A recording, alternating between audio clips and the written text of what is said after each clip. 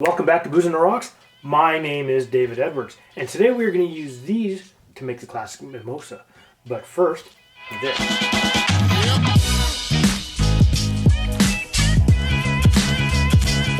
Let's get into the history of the mimosa.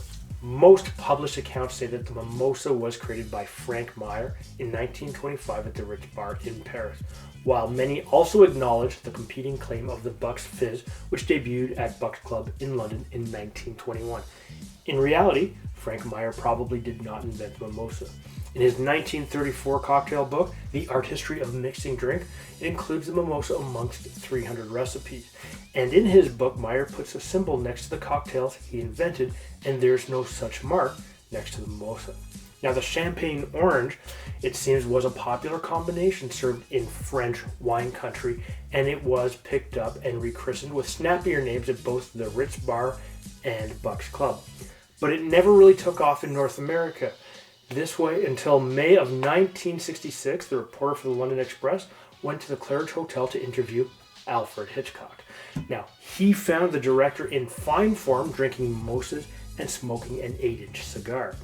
Now, that article was widely reprinted in American newspapers, and when Hitchcock visited New York later that year, a wire story noted that he was wearing his customary midnight blue suit, and he paused to serve mimosa cocktails, which were a mixture of champagne and fresh orange juice. Now, the Europeans made mimosa fashionable in New York, and they soon were being served in nightclubs like the Ondine discotheque. But it was out in New Jersey that the mimosa was first adopted for day drinking.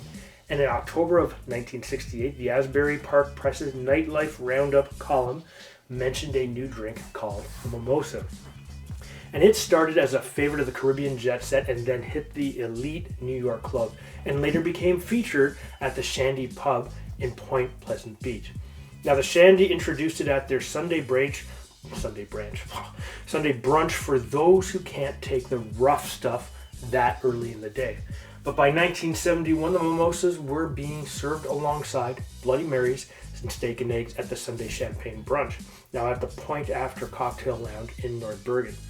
And by 1977, the mimosa was popping up all over the country. And of course, by the time Ronald Reagan was inaugurated, the mimosa had stepped up to take equal billing with the Bloody Mary on the brunch menu. So let's get into making a proper mimosa cocktail. And this cocktail is real simple. We're going to build this directly into our glass. Right? We're going to use a champagne flute for this. Okay? But the first thing we need is 2 ounces or 60 mils of orange juice. So we're going to need to, of course, cut and squeeze fresh orange juice as the recipe requires. So you'll just have to bear with me for whole moments as I squeeze the living life juices out of these oranges for our tasty, tasty cocktail enjoyment, right? So, and you're going to get about half an orange, 3/4 of an orange will get you pretty close to that 2 ounces. Now, the Buck's Fizz, of course, it's a 2-to-1 cocktail versus a 1-to-1 cocktail like mimosa is. So you actually have more champagne to orange juice.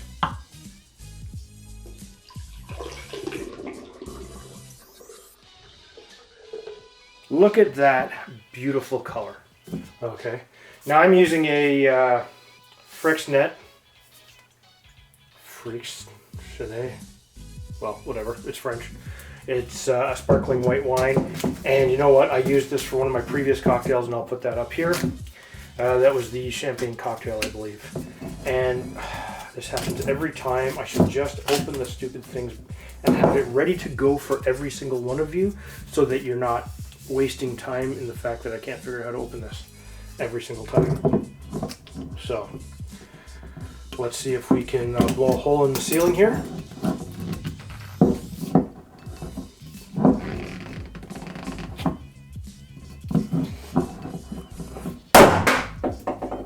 Oh shit. Cloth. And we're going to put 2 ounces in here.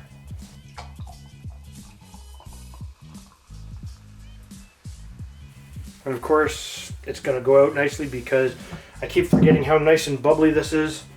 Now, you don't necessarily need a garnish for this, but you know what I do want?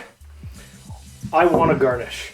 And I'm not going to put an orange piece in there. What I am going to do, and you'll see this in some pictures, is I'm going to put one maraschino cherry directly in the bottom of this. And this will just give us a nice little dash of color, kind of.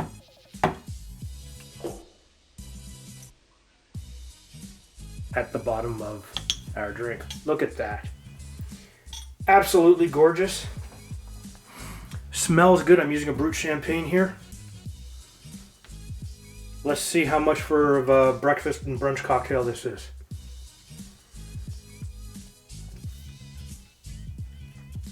Oh, this is good. A nice light brunch, poached eggs, toast, a tray of fruit. Oh yeah.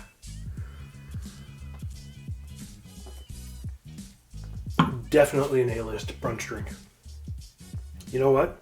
Try it. Tell me what you think. Would you use a different sparkling wine or champagne? Let me know. Put that in the comments down below. What I'll do is I'll put the method and the directions of how to make this in the description down below.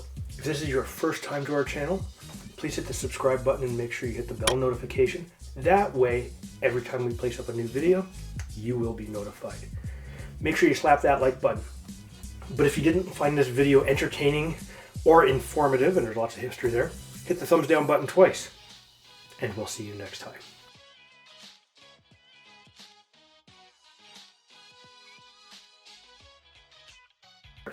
While many also